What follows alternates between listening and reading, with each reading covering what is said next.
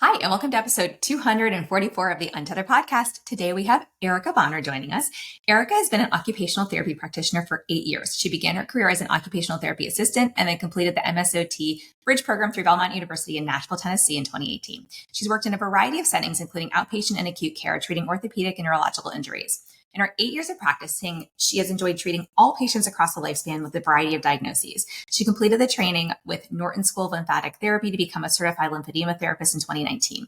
Her journey in the Myo world began this year after she gave birth to her daughter in October of 2022. She's currently enrolled in the training through the Myo method and lives in Mississippi with her husband and their daughter. Quick disclaimer, all information, content, and material of this podcast are the opinions of the speakers and is for the informational purpose only and not intended to serve as a substitute for the consultation, diagnosis, and or medical treatment of a qualified healthcare provider.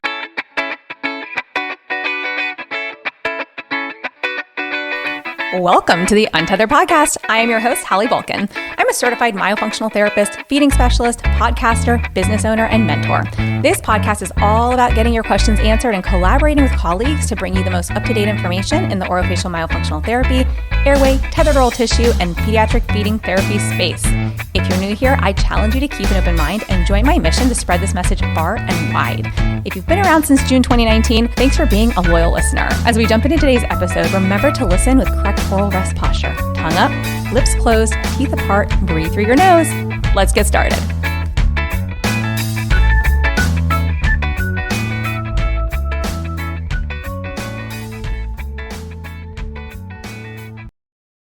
Erica, welcome to the podcast. I'm excited to be here. I'm excited to have you here. I know, they just heard about your bio and your background and everything. So I want to jump right into your story with your daughter. I know that, from the beginning, things were not smooth sailing. So I'll turn it over to you and let you share about that. But yeah, tell us about what happened. Yeah, so we just celebrated my daughter's first birthday last Thursday. So this has all been within the year. So when she was born, everything went great. Delivery was good. Everything was good. But when it got time to feed her, that was when the issue started. She's my first, so I clearly had no idea what I was doing at all. And we just really struggled. And it was kind of the thing of every time the lactation consultant was in the room, she would do great. And then as soon as the lactation consultant left, she was not great. And then so I just had a very uneasy feeling and I just felt like something was not right. But I didn't know what it was. And so we got discharged home from the hospital. I was trying to still nurse her. And she was just not having it. It was terrible. She was crying. I was crying. Everybody's crying. And it was just so frustrating. And finally, we were discharged on a Friday. So, of course, we had to wait until Monday for our follow-up appointment. So that was the longest weekend of my life. And my mom was over helping me. And I was just like, whatever, just give her formula. I don't care. It'll be fine. And my mom was like, Erica, your milk has come in, pump, use your pump. And I was like, I'm glad you're here for you to think, soundly for the both of us. So I started to pump, and which was not my, original plan. That wasn't my goal, but I was like, in the meantime, that's what we'll do. And so I started to pump, and that was just as much a disaster with bottle feeding her as trying to nurse her. And I had actually called the hospital that Sunday to go back up there for lactation support because our hospital lets you come back, and do that free support. And it was kind of the same song and dance. We got there and she was doing, okay, nursing and when I tried to show them what she was doing with the bottle, but she was really struggling with the bottle. So if she would pull anything out with the bottle, it was all over her. She would be soaking wet. And so, they recommended this bottle, that bottle, this nipple flow, that nipple flow, and nothing mattered. If it was a more difficult flow or a higher level flow nipple, it would just spill all over her. And if it was more of the one that she had, the preemie nipple or whatever that one was, she couldn't get it out. She would literally work the bottle for like 10 minutes and it would not move. And I remember being so frustrated because I was like, how does nobody like, I know this is a learning curve, and we say feeding is natural because it is a natural instinct to eat, but it's something that she has to learn. And that's what everybody was telling me. Like, she'll figure it out. She'll figure it out. So we went to the hospital. We went to the doctor on that Monday, and her pediatrician told me, her weight is down so much. She was like, you can either go today or tomorrow, but she needs to be in the hospital. And I remember just kind of being like, what? Like, like, I don't feel like it's anything like that serious. Like, what's going on? And she was like, some babies just don't want a nurse. And like, we just got to get nutrition in her. And so we ended up being admitted to the hospital on October 24th. And, I remember just feeling just the lowest that you could possibly feel. Cause I remember feeling like, all my friends have had babies. I know these other people have had children and like they weren't readmitted, and I felt like we're literally being here because I can't feed my child. Like I can't nurse her. I can't bottle feed her. Like I'm the world's worst mother. I can't feed my baby. I can't do the thing that a mom should just be able to do. And when we got to the hospital, I let one of the nurses, I was like, you give her a bottle. Like you watch her. And she was, gave her the bottle, and my daughter was just losing milk all out the sides of her mouth. And I was like, do you not see this? And she's like, well, that's normal. Like she'll figure it out. And I was like, when are we going to figure it out? Like we're already in the hospital. Like at what point do we figure, we're 5 days old. We're in the hospital. Like at what point is she going to figure this out? And it was just such a difficult time. I was like, whatever, like we will not nurse at all. Because I had so much fear about her gaining weight. And, obviously when you're nursing, you don't know exactly how much they're taking in. And when we were in the hospital, they wanted to track like ounce for ounce, like how much she was taking. And so I'd kind of gotten like so consumed with that. I was like, we won't nurse at all. I'll just pump. Which is also, no fun if that's not the route that you want to go on. Like when you feel like you're forced down that road, like some women, they're like, I don't want to nurse. Like I want my baby to have breast milk, but I do not want to nurse. And you make that decision, that's great. That's your decision. But when you have your mind set on nursing your baby and you can't, and then now you're stuck to this pump while you're also trying to navigate like these newborn days, it was so frustrating. It was so difficult. And I remember just feeling like, this is not what I had imagined. This is not what I thought these first few days and weeks were going to be like. And so we were doing the bottle and she was still struggling. It was a nightmare. And every feeding, was just like ripping the Band-Aid off for me because you have to feed your child, and every time we did a feeding, it was terrible. She wouldn't take anything in. She was covered. She was so fussy. And then of course, because she wasn't eating, she was hungry, so those first few weeks were so tough with her. And I remember one night I was like, was talking to a friend and she's like, well, like, has anybody checked her for a tongue tie? And I was like, I don't know. I don't know what that is. And I was like, but apparently not. Nobody said anything. And so then I started kind of researching and I was like, well, this sounds like all of this stuff she is experiencing. And so I finally reached out to one of our providers in the area, and she was like, yeah, like bring her in. And so I brought her in, and she was like, my daughter had the Cotlow class 4 posterior tie and a lip tie. And so she was like, yeah, of course she's having difficulty because she doesn't have that mobility and all. And so that day, we were 6 weeks old at that point, and they released her tongue. They didn't release her lip. And we leave, and things did get better. The feedings were a little better at the bottle. They weren't great, but they were better. And I was still so traumatized from like the weight gain issues and all that I still did not want to nurse her. But the provider, and then she has like a lactation consultant in her clinic with her, they were like, do you want to try? And I was like, no. And so we just kind of went on with it. And then it was about 2 weeks later. And one night my husband was warming up the bottle and she was just not having it. She was so fussy. And I was like, you know what? Like, let's just see what happens. So I nursed her and she was able to nurse.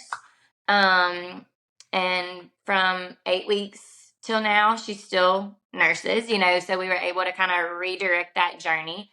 But it was still a struggle. We were just now finally able to nurse, but it was not like the sweet, envision that I had, of being able to feed my daughter. But we were able to start nursing, and that kind of went on for a few weeks. And then she started having some more difficulty, and I reached back out to the provider and I was like, I don't know if something's wrong again. And she's like, well, maybe try speech. So we went to speech, and the speech therapist told me that my daughter had acid reflux and that was the reason she was not wanting to eat. And I was like, okay. And so we talked to the pediatrician. They gave us some acid reflux medicine. Nothing changed at all. There were still difficulties with latching and feeding, and she had transitioned to daycare at that time, so I'd gone back to work. And she wasn't taking bottles at daycare. She really wasn't eating at any point in time. And I remember just feeling like so burdened, and I felt stuck again because I felt like nobody was listening again, which is very hard when you're a fresh new mom, when you're a first time mom, and you really just are kind of like navigating the new waters of what to do for this child that totally depends on you to be their advocate, to care for them. And I just felt so frustrated. And one night when I was in her room rocking her, I remember like feeling so burdened and so just so unhappy, and that like this was the road we were walking down. And one night I just prayed and I was like, if like, please open my eyes. Like, if there is something still wrong, like, please, let me go down the path I need to go down to help her. And then if nothing's wrong, then like take this burden, because I'm not getting to enjoy these sweet moments with my daughter that I will never get back.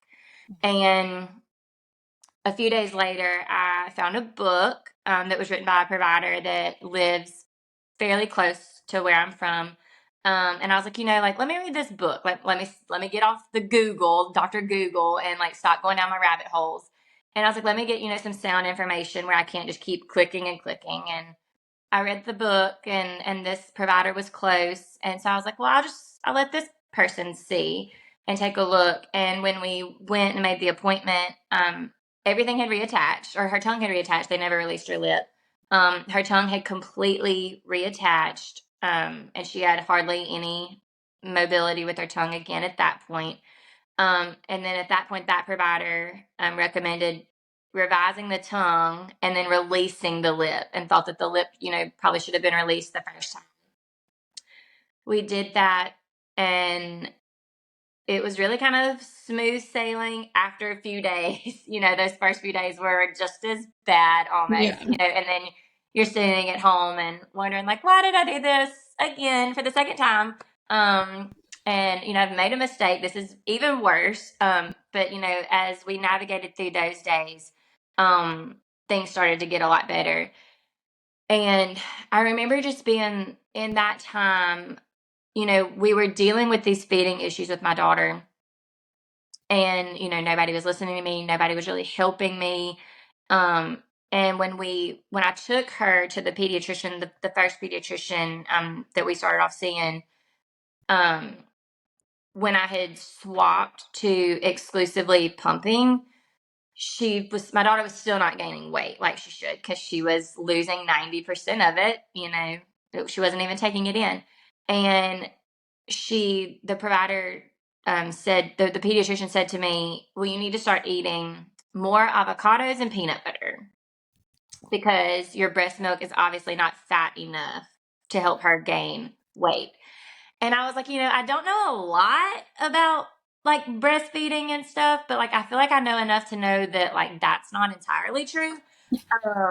And so I was like, okay. And I remember being like, ma'am, it could be my milk, it could be your milk, it could be donor's milk, it could be formula. Like it's not gonna matter because she's not transferring it correctly. Yeah. And she said to me, you're just being so anxious over this. And she was like, I really think you need to switch to formula, and let this go. And I remember, and that when she said that, that was probably like 2 weeks after we had gotten out of the hospital. So she still wasn't gaining weight. And that was really kind of what set me up for feeling like I'm doing this all wrong. And I felt like it was easier for them to diagnose me with postpartum anxiety than it was to diagnose my daughter and figure out what was wrong with my daughter. Even though I was kind of like, now looking back and knowing more about like oral restrictions and things like that, I'm like, she was every check mark, every single check mark. And if you would have known, about oral restrictions, we would have seen that she was literally check marking every single box. And maybe that was the problem and not me, not my feeding choice, not my milk. But that was kind of the first thing that set into place like this is my fault. I felt like it was my fault that she was hospitalized. I felt like it was my fault that she wasn't gaining weight. And then when we had, so as we progressed through and had her released twice, then after the second release, we were still having some issues, but they had gotten better. But it still was not, great. And we started then having sleep issues. Actually, I say then we had sleep issues the entire time. But they had kind of like amplified more than what like I felt was like normal for a newborn or even like a small infant at that point. And a lot of people were pushing me to sleep train her. And that just didn't sit right in my heart again.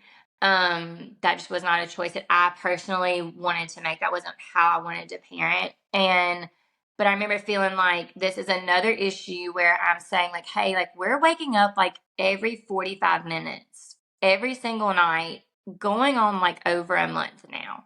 And it was kind of dismissed again. And like I said, it was kind of told like, well, if you go get her, she's going to keep waking up. Like you need to start like letting herself soothe, blah, blah. And I remember being like, that's not what I want to do. Like, and then I felt like this was the second time that I was kind of being told, like, as a mom, I'm making the wrong choice. It was at first because I was nursing her and I wanted her to have my milk. And then it was second, was like, now we're having these issues and it's because I respond to her and I go get her. And I remember feeling like, well, I'm just like hitting it out of the park, making all these mom decisions. Because I felt like everything that was natural or like instinctive to me that I wanted to do was wrong. And, obviously Everyone was now, telling you that it was. Everyone right, was telling you, which right, completely failed you. So, right. Yeah. Like hindsight looking back, like I know, like I've not been wrong. We have that God given mama instinct for a reason. And I remember thinking, like, I'm doing this wrong. Like something is still wrong. And at that point, after all of the like trauma of like trying to get somebody to believe me when we were having feeding difficulties, and then it turned to like now sleep is a disaster. It was a lot of gaslighting, I felt like, because it was like, oh, that's normal baby stuff. Babies wake up. And I was like, not every this 45 much? minutes. I know, I was like, every 45 minutes for every night for weeks on end. And one thing that we started noticing when we were laying her down, she was just screaming. And, one morning or one night, I told my husband, I was like, something's, wrong. So we took her to the doctor the next day and she had an ear infection. And that was kind of our snowball of ear infections. We had 5 ear infections in 7 weeks. Wow. And so when she was a little over 6 months old, we had tubes put in, and they took out her adenoids because her doctor said that they were blocking about 80% of her airway. Because she snored like a grown man. I mean, little teeny tiny baby. And you could hear her on the other side of the house snoring. Yeah. Well, And and just to speak to that too, like one, if the baby can't breathe, how are they supposed to drink milk, whether it's breast or bottle? Okay, right. one. And then two, you put a baby down who can't breathe, whether they're on their belly or their back, especially if you're putting them on their back, as we're told to. Okay, now we've just completely collapsed everything into a rest position, and the tongue could be falling back into the airway. The adenoids are blocking the nose. Like, she probably couldn't breathe, which is why she was probably screaming Right. and waking up frequently, and things Right. are not draining well. So now we're getting ear infections. I mean, you would think that some of these medical professionals would start to put the dots together. Yeah, for sure. And it wasn't. It was kind of being missed, and it was really being missed. And like I said, and that was what I feel like was really put on me as my fault. Like I said, it was, well, you're going to get her. So like, of course, like every time she startles and wakes up, like you get her, and she's learned that you're going to come get her. And I was like, well, if the worst thing that I teach my child is that I'm going to be here when you need me, then whatever. I guess I failed, right? Like, yeah. I mean, like that. I think that's the point. But it was one of those things that it was put on me that it was my fault. And when we really didn't know that she had these ear infections, and probably she honestly had more, we just probably missed some of the ones at the beginning just because we just didn't we didn't know. She had fluid on her ear. Because I had said something to her pediatrician, and I was like, she's constantly pulling at this left ear. And he was like, well, there's some fluid, but it's not infected. And that was about a month before the first full-blown infection. So, it was a struggle getting somebody to listen. So she had her tubes put in and her adenoids taken out. And then it was about a month and a half. And one night she started almost kind of out of nowhere making I guess it's kind of like the strider, I guess hers was technically the streeter noise. Like where she just all of a sudden started like gasping almost. And I had started following you at that point, and I had seen where you had posted about like the baby sleeping kind of in like the CPR position with their bottom up. And she had never done that before. And she just like was like really struggling for like air, but not in like respiratory distress. It was just like she just could not get comfortable. Yeah. And you could hear like noisy breathing. That's stride where it's like something off here. Yeah. And so me and my husband, we were just kind of like, we don't really know what to do. And so we kind of just were like, well, let's take her to the ER. Like we don't know what to do. And we had also just about 2 weeks prior to that found out she had a severe milk allergy, like anaphylactic milk allergy. And so we were like, let's just get it checked out. We took her to the ER, and we got there. And the doctor asked me, what do you want me to do? And I was like, well, check her airway. I don't know. Like, that's why I brought her here. And basically we left with absolutely no answer. And he told me she's probably just fussy and whiny because she's teething. And I was like, I'm a first time mom, but unless impaired breathing is a new sign of teething, I don't think this is teething, but thank you. Teething doesn't cause stridor, but thank you so much for your helpful opinion here. Yes. And it was just such a dismissive thing. And I remember like me and my husband left, and we were just kind of like, was that really just our experience with like healthcare, like asking for help? And so the next day I called her surgeon, and I was like, look, like we've got to figure something out. And so he was like, well, bring her down. And so we took her at the end of the week to see him, and she had developed a cyst where her adenoids were removed. Like he said, it was part like where some of the tissue wasn't completely burned. Okay. And she developed a cyst that was blocking her airway again. And so we just tried to treat it with antibiotics, and we saw like improvement for like a week. And then like a week later, everything came back, the same noisy breathing, everything had kind of returned. And so we had to have surgery to have it removed. So that was the second surgery. So it was just a lot of things that I felt like could have been maybe avoided or headed off a little bit better.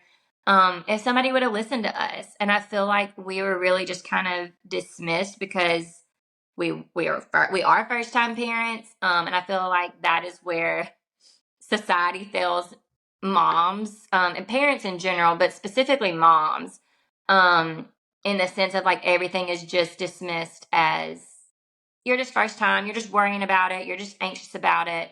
I just felt like a lot of our concern, every concern we had was valid. I mean, there was like objective, it wasn't like, oh, I'm worried, that she's 6 months old in one day and we're not sitting yet, and she should be sitting at 6 months. It wasn't those little like, oh, give it time.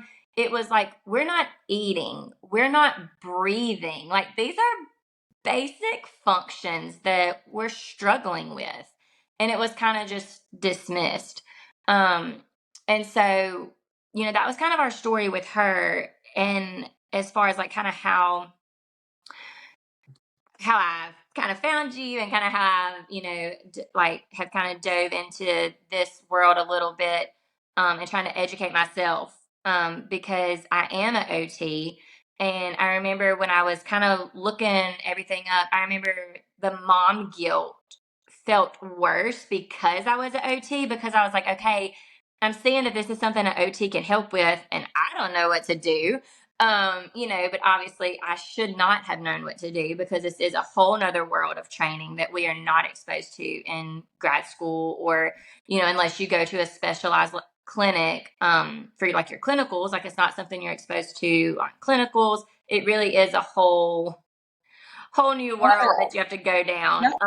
But in the moment of being so fresh postpartum and going through everything we went through, I felt like I've missed these things, and I knew I hadn't, but I felt like as an OT, I had failed her.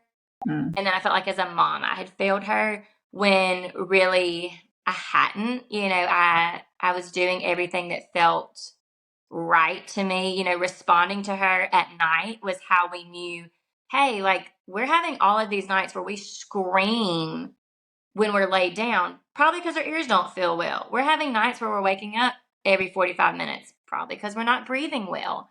And we would, because I did respond to her, and I did nurse her and rock her to sleep and do all the things that society nowadays tells moms do not do, because you're going to damage your child, which is crazy. But I did all those things. And because I did those things, I noticed, like, we're snoring, and it's getting worse, and it's getting louder, and it's getting more consistent. Like, I don't think a baby should be snoring. Like, I think that warrants a conversation. And even though there was a little bit of a delay, in getting the care that we needed and kind of the answers, we got them, because I pushed, and I did know that, like, hey, this is not right. And I was in tune with my daughter, and, I did everything that I felt was right by my standards, but I can tell you by what society said I should do as a mother, what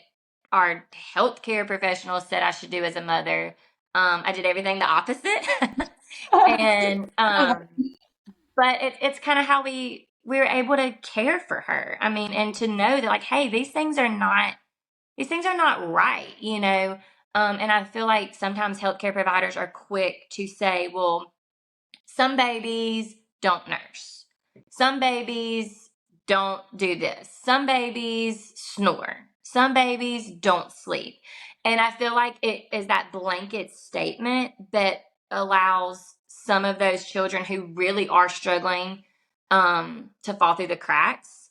And I feel like it's those blanket statements that really, really affect mothers. Because then you're like, because how I personally was, I was like, well, am I being over dramatic? Am I being paranoid? Am I They Am I gaslight. making something that's not here? Questioning yourself as a mom, that's Yes, gaslighting in its full force. Because now you're going, for sure. maybe I am just overreacting. Maybe my child is, maybe it's not as bad as it seems. Maybe it's just because I'm a first time mom. Maybe I have Yeah, postpartum anxiety and I'm seeing something that nobody else is seeing and it's not actually there. I mean, it's like they will right, actually make you feel like you're clinically crazy for sure. when you're just literally, you're following maternal instinct and kind For of going, sure. I know something is not just wrong. I know something feels very wrong. And Yeah. why is nobody listening to me? Yeah. Yeah. Because Yeah. that's how when we were initially hospitalized, and this is what's crazy, like looking back, I remember specifically telling her pediatrician a year ago today. So that's just what's so funny is it was a year ago today. Her pediatrician walked in to do the rounds, and I said, "It's like she's not swallowing."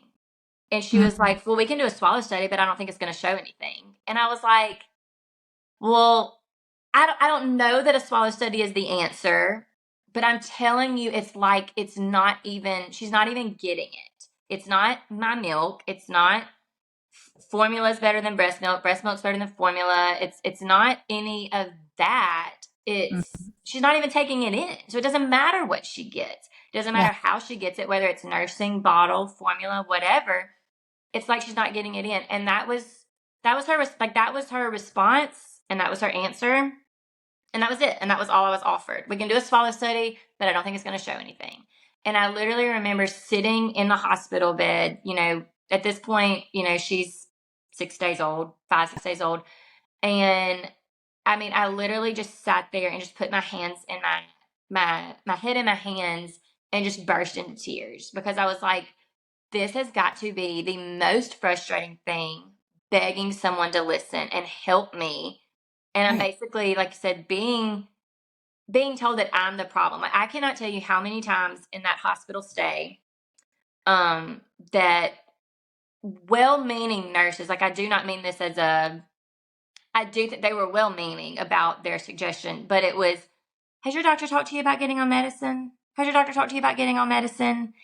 And I was like, no, because I don't want medicine because I don't feel like I need the medicine because this isn't un like unfa I guess like I don't know what the word I'm trying to say. Like this all of these worries are valid. Yeah. So no, You're not I making this up. This was no, actually happening. right. It's I was not like, like you were having hallucinations or, right, you were kind of drumming up. Because look, there are people who sometimes do see things that nobody else is seeing, and maybe they're not actually there. So I don't want to downplay that because it right, could be a situation where there can be PPA, PPD. There are some moms who absolutely have very, scary thoughts over killing themselves or, yeah, and I think when you do see something like that, I think now medical professionals are so heightened right, around supporting moms with PPA and PPD that they're like, we got to get you on meds too. And so, it's like, how do you balance that? I don't think yeah, that a lot of these professionals are well trained or yeah, really know how to even differentiate between mom's needs and baby's needs. And just right, because you, like the medical provider, maybe don't have the answers, the thing that I kept hearing you basically say over and over and over again was like they might make one suggestion, whether it was them telling you what you should be doing, which is completely none of their business, mhm, or they're like, or even the swallow study, and you going, well, I don't think it's actually that. But her also saying, I hate when doctors are like, well, we can try this, but I don't think it's going to show anything. Like, well, then why right, are you recommending it? And also, why are we not having a conversation over what else we can try? Like, that right, should not be the end of the conversation. Like, you don't right, just give me an option, say, I don't think it's going to work. I say, I don't know if we should do that. And then you walk out or that yeah, conversation ends because that's where you then as the mom feel stuck and you right, have zero support from all these people who you've now become extremely vulnerable. You're vulnerable, you're sad, you're frustrated, you're angry. Like no one's giving you anything helpful. And look, I would rather a doctor sit down and say to me, I don't have the answers, but like, let's see if we can figure this out together. yeah, for sure, That's just being human. yeah, And I do feel like ethically a doctor has that responsibility to do that with their patients. And it sounds yeah, like you have absolutely nobody, especially in the early days, that yeah, did that until you found the specialized provider yourself who was like, yeah, I think we might actually have tongue and lip tie. Okay, let's address it. And then the other yeah, provider who, released the reattached tongue and released the lip for the first time. But it should mhm, not fall on the parent to yeah. have to navigate this themselves. Yeah. And I think that was what my eyes were really opened up to. Cause like you said, there are severe cases of postpartum anxiety and postpartum depression. And that is its whole bubble in itself. Yeah. But I do think that something that, like I said, I don't know how to I don't know what the answer is, but like you said, finding a balance between what the baby needs and what mom needs and what is a real concern with the child. And then what is maybe some of that, like you said, that, okay, am I just imagining things that aren't happening? Am I just so sleep deprived? Are my hormones, crashing down? Am I getting all of this or is it something real? And I Yeah. know for me, like obviously it turned to postpartum anxiety because I was like, I don't know, That's it. maybe I am having all All of these things. And I know I'm not. I knew that everything I was seeing was valid and hard fact, but nobody was really helping. So then I was like, well, maybe this is just me like being in my head. Maybe this is all like postpartum.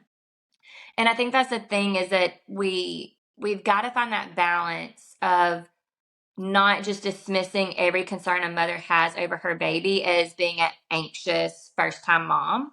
Yeah. And finding like, okay, well, what are you, seeing that is making you feel this? And like, okay, we've got some concrete things. Let's figure it out. Because I feel like Your that did not. symptoms. She Yeah. had symptoms present. Like, and I feel like Right. they were, for someone to say, oh, she's just still going to figure out how to do this while you're watching formula or breast milk pour out of the side of her mouth. That is never, ever normal. Like maybe a little dribble here and there, but Right. actually lose the feed out of the side of the lips. Like it just boggles my mind that someone's not like, well, let's look inside her mouth and maybe her tongue's Yeah. not functioning or her lips are not functioning or maybe there's something going on with her muscles. Like I'm surprised. I mean, there was never a referral to like neurology. There was never a referral to anything to be like, maybe something's not firing right. Maybe we've got a muscular thing going on or a cognitive thing or who knows. I mean, the fact that you never got any other referrals and, in going back to what we were talking about too with, PPA and everything, I'm obviously not an expert. But PPA, like you say, can absolutely be present whether the symptoms are real or not. You can have that excessive worrying and anxiety. Yeah. And but that can also be, brought to life by experiences like this. For sure. As you were also saying. Yeah. Cause that's what, Did you ever have, like, did anybody ever give you like questionnaires to fill out or like suggest that you talk to anybody or they just like wanted you on meds? No, so the pediatrician was the one that had told me, like to reach out to my doctor, to get meds or whatever. And then so I did reach out to my doctor, and like they made me fill out the questionnaire, and then the questionnaire was fine because I was not fine, but I was not I didn't feel like it was true, like Your worrying was appropriate for what was going on with the child. for sure. It wasn't excessive. It wasn't, so there may have been more anxiety that's not typical of you. And yes, there's hormones raging. And yes, you've got a newborn. And so you fit that, textbook definition of a mom with maybe PPA, but also rightly so. I'd be worried if you were not worried about this and also being gaslit and dismissed continuously while your child just like continued to struggle. And, it just boggles my mind for them to sit there and say like, oh, you need to take your baby to the hospital because she's not putting on enough weight and you can go today or tomorrow. First of all, when you said that, I was like, they told you today or tomorrow. I was like, I was like, what? Yeah. And that was the other thing was that, because it was given to that, like you can go today or you can bring her back tomorrow. And if her weight hasn't changed by tomorrow, you're going to go tomorrow. And so then I remember kind of feeling like, well, I don't want to go to the hospital, but I don't want to wait. You shouldn't have to make that decision. Yeah. And that's the one decision someone should tell you whether or not you should do. The rest of it, not so much. Yeah. And so it was really like, and I'm in healthcare, so it was just it was like our experience was just like almost like out of a strange book, that was just like, is this really the things that we are being told? Is this the options we're being given? Is this the medical advice that I'm being given? And providers only know what providers know. I mean, so I don't fault them in the sense of like they, weren't aware of like, hey, like maybe let's look at a tongue tie. Like maybe let's look in her mouth. Because I specifically remember one visit, I wasn't really sure like what thrush was. Like, I mean, I knew, but I didn't know. And when I was looking in her mouth, I was like, her mouth is always white. And I said something to her pediatrician and I was like, is this thrush? And she was like, no, that's just milk. Some babies just like keep a lot of milk on their tongue. And I was like, I mean, okay, well, I mean, all right. And kind of looking back now and like what I've kind of learned is like, well, maybe those some babies that do that are the ones that can't like effectively clear their tongue. Because they Ding, possibly ding, have a ding. oral restriction. And so it's things like that that like looking back, I'm like, it was check, check, check, all of these things that were legit symptoms and had a and it fit the mold for her. Like when we got her release and we did, we found a good chiropractor because I kind of live in a rural area where like training is not the best, and we travel for providers and things like that. When we started doing all that, like then the puzzle pieces just really just started like fitting together with her, and she was a totally different baby. She was a totally different baby. I was a totally different mom.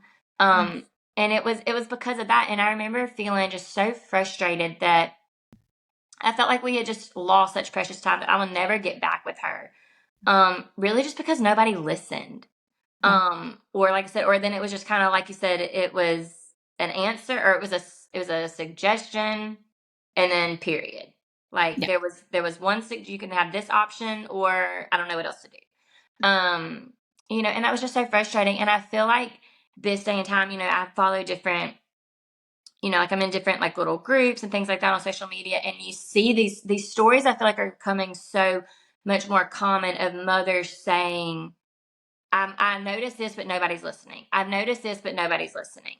And they're just begging for help. Or then they're being told, oh, well, it's just a little tongue tie, like it'll go away. Or well, if you don't breastfeed, then it really won't matter. So then there's moms that are, like I said, there's nothing wrong with choosing to formula feed, combo feed, nurse, whatever you want to do, but it needs to be your choice. So there's moms that are giving up nursing who really wanted to nurse, because they think that they're the problem, and they're not. And I remember thinking like I would have been devastated if I would have just given up and we would have swapped to formula, and we still would have had those problems, because we would have, because it didn't matter. It wasn't the contents of the bottle. It was her ability to get it out of the bottle. Yeah. And I think that would have made me so much more upset to know like I've lost this thing that I wanted. I wanted to nurse my daughter. This is kind of what I had envisioned, and we couldn't do it. And I would have been so upset. I feel like if I just wouldn't have, kind of continued to just fight for her, fight for me. And it makes me sad for the moms who are like, okay, well, my provider said this, so okay. Yeah. 'Cause I was a little more like, no, like I don't like that answer. I don't think that's right. And then so sometimes that almost kind of fed into the gaslighting, because even in my mind, I was like, well, I've gone to this doctor and they said no. And now I've gone to this doctor and they say no. So maybe it is me. But then, okay, we're going to go get one more opinion. And then this doctor's like, boom, yeah, like all of your feelings are validated. Like I see all of this and here it is, plain as day. Yeah. And then so that is so difficult, I think, too, for moms, and new parents and things, or just in general. You don't have to be a new parent, just every new child you Navigating have. this the first time, Um, especially. yeah, Yeah. but it's that when a provider tells you everything's fine, then you kind of feel like, okay, well, so they are, and everything is fine, and so maybe I shouldn't go get another opinion. And that's what I see a lot too, is moms saying, I feel like I should get a second opinion, but I don't know. And I always like encourage a mom. I'm like, there's nothing wrong with a second opinion. Or a third. Nothing wrong. Or a third or a fourth. Yeah.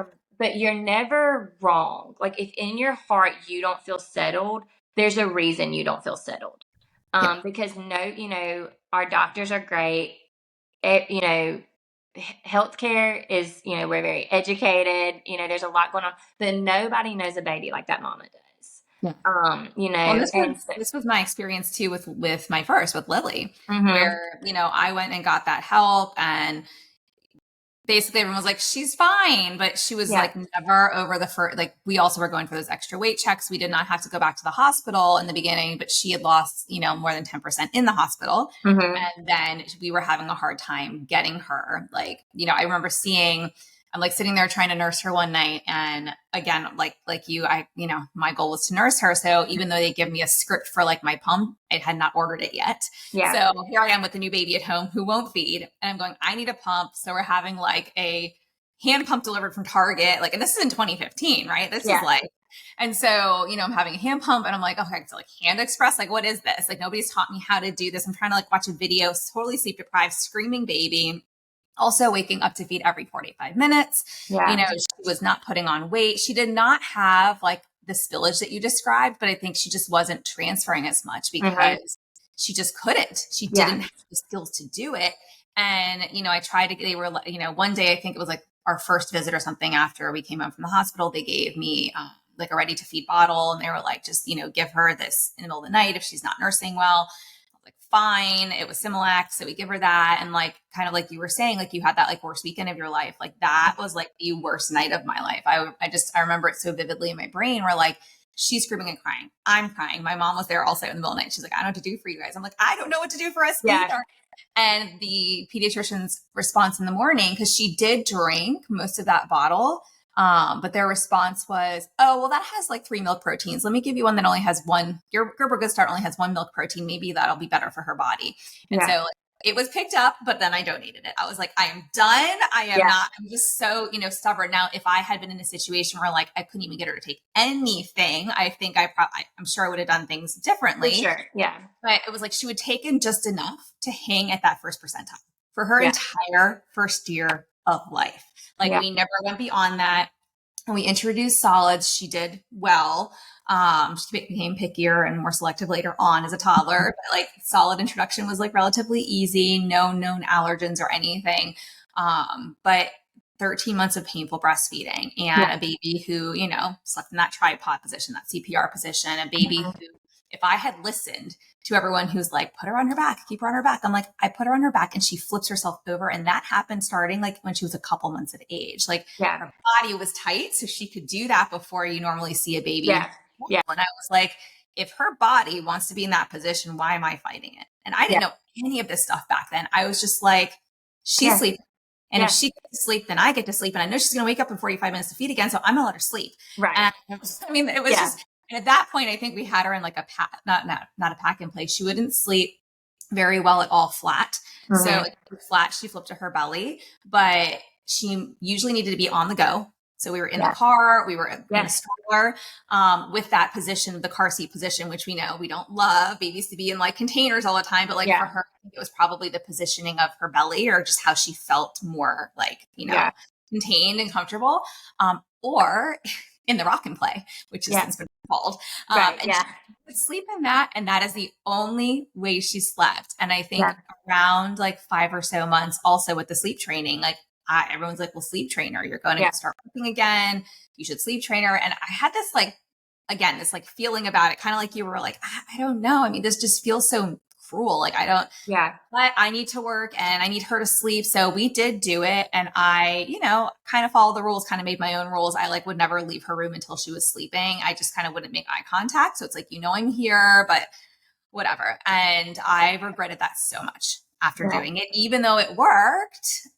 She still is like a high touch child. Like she at 8, like somebody laying in her bed, rubbing her back. And when she gets that input, she falls asleep. Otherwise, she will just be up staring at the ceiling for an hour. And, I'm like, in my opinion, there's nothing wrong with a child needing some input, some sensory input in order to fall asleep. And with my second, we did not sleep trainer. I broke it back out. I tried to do it maybe for like a night or two. I was like, no, this is horrible. Like, I don't know how I did this the first time. I'm not doing this. We'll just figure it out. At the time they ended up back in my bed, which I know a lot of people don't love the whole bed sharing thing, but she would be like attached to me, whether she was nursing or not. And I was like, well, at least if she's attached to me, I know she's breathing through her nose right now. So, it was like little things that I had it's like I didn't know what I knew because I didn't know any of this then. Yeah. And she was like my first and best educator and teacher in all of this. And then Right. having my second, I was like, we're doing the Be the Peds course right now. And we're like in, between module 7 and 8. And someone said to me, they were asking a question. I'm going to forget what the question was. Goodness gracious, why was I even saying this? Oh, my second. They were like, well, when you have a baby, they're like, our first one was a similar situation, right? Mm-hmm. Like my second child, like we released their ties around, maybe they were a week old or something. Yeah. And they're like, is that okay? I listened to this whole thing on optimal timing of release. And, because I talked about it in the course a little bit. And I said, look, it's going to look very different for every patient, right? We can't know what's okay, what's not okay. But honestly, I didn't know everything, even in 2018. I was still my learning journey. And I released my second daughter at 5 days of life, and her feeding dramatically improved. We also took her to PT, which kind of helped, kind of didn't help. Like she maintained her milestones, but she never, she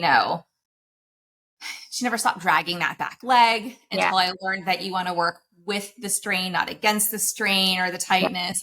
And then we did CST and osteo, and like only one session each, closer to a year of age. And not only did she get up and walk pretty soon after those appointments, she then started crawling without dragging her leg on all fours. And I was like, oh, things are integrating. Yes. And my husband's like, she can walk. Why do you care? I'm like, no, this is important. Yeah, this is important. Matters. My OT friends and my PT friends will be very happy. This is happening now.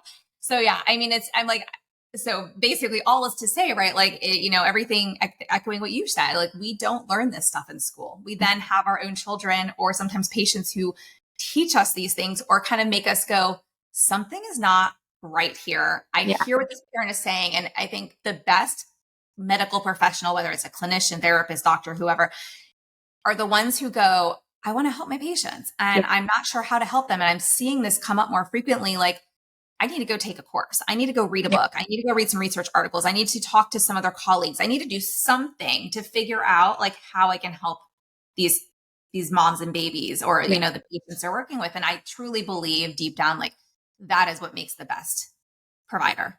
Oh, for the sure. ones who are willing to put in a little bit of their time. Like we all got to do continuing ed anyways. It's just where we do it. So why are we not doing it? I know it's easy to pay like a flat fee and do some online education and just meet those CEUs, but maybe we should be digging a bit deeper. And, and I think that also speaks to a lot of the root cause medicine, which is also not always, Eastern versus Western medicine and what insurance dictates versus private pay. And, I know there's a lot of different layers to this onion and factors that kind of influence a lot of this, including maybe where you work and what you're allowed to talk about or not talk about, because there's gag orders around tethered oral tissues in hospital settings. Right. And so, I'm like, it just breaks my heart that it's 2023, almost 2024, right? Like we're a couple months away from 2024 at this point, and we're still having these conversations. And moms in Facebook groups, like you said, are still being told, oh, we are not nursing. You don't need to release a tie. Oh, it's just a mild tie. It's just a little tongue tie. No, either it's a tie or it's not a tie. It's present or it's not. It's impacting function or it's not impacting function. And why are we not helping?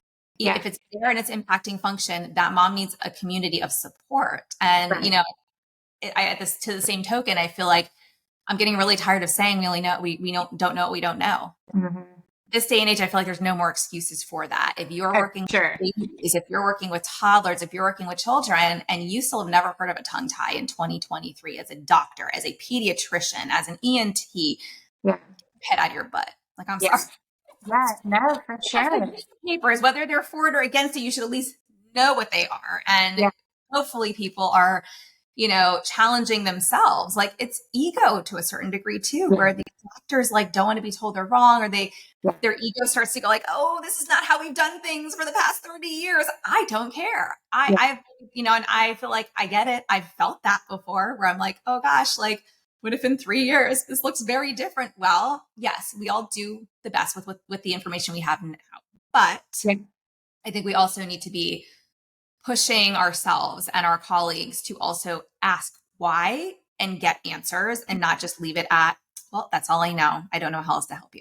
That I think right there is the biggest problem in healthcare right now. Yeah, it really is. Like I said, it's kind of that like, this is all I have. This is, what I think, period. And like I said, this day and time, everybody kind of knows about it. So even if you're a provider that you're like, whatever, if that mom is sitting there begging for help, then you just refer, like what does it matter? Like if it gives her peace of mind, then whatever. And then them be assessed by somebody who, is properly trained. But I feel like a lot of times it's people that are not properly trained that are saying, no, it's not there, or no, it's not a big deal. And like I said, and then those parents are like, I mean, okay, well, the doctor said that it's fine, so it should be fine.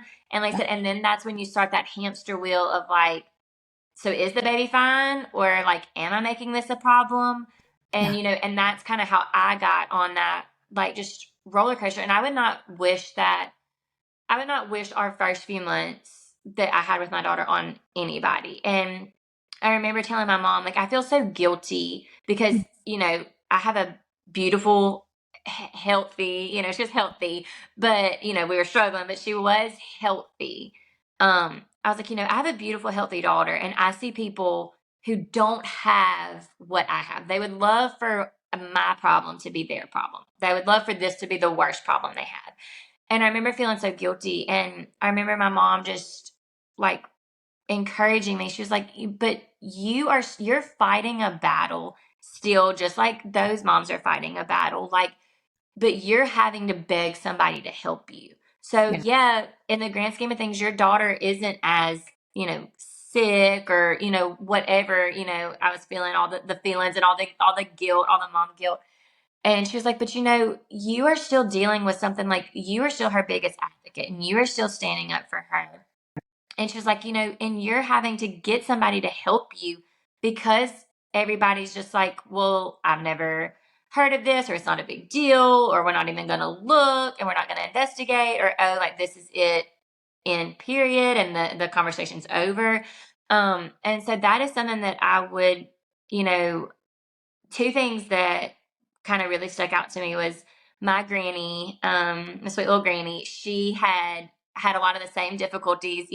Looking back now, it's the triple down effect, because it's my mom is tongue tied, I am, my brother. So that's why, like, when I was having all these problems with my daughter, my mom was like, I'm not much help because y'all did the same thing. She was like, but y'all just at least ate enough that you weren't hospitalized, and like, you functioned enough, and but my grandmother had told me, she had, really struggled to get pregnant with my mother. And then when they finally did, of course, she wanted to nurse her. She couldn't.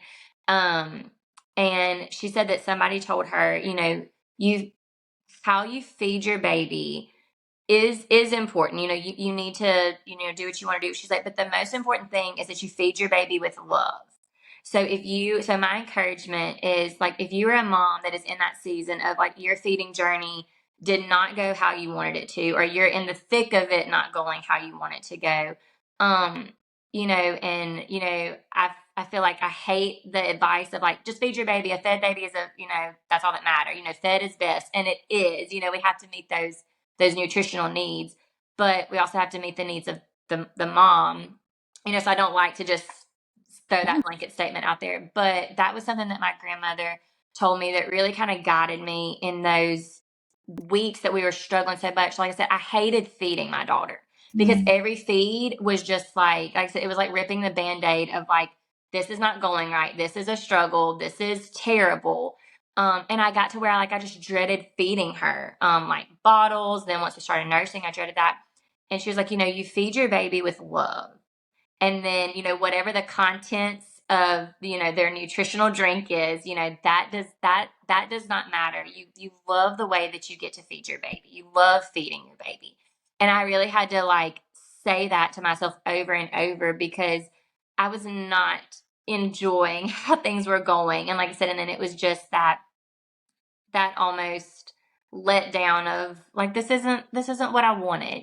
This is not how I imagined things would be. And like I said, so I want to encourage a mom that if you're in that season and things are not going like you want to, you do come out on the other side. It's and like I said, I don't think it's a coincidence that a year later I'm sitting here talking to you. Because I remember one night just squalling my eyes out and praying and being like, I don't want what I have gone through to be for nothing. So if I can help one mother feel validated and feel confident to go back in the doctor's office and say, I want a second opinion, to go get a second opinion, to just feel validated that if you are feeding your child, if you're caring for your child, if you're meeting their needs, you are the best mom. You are doing all you can do.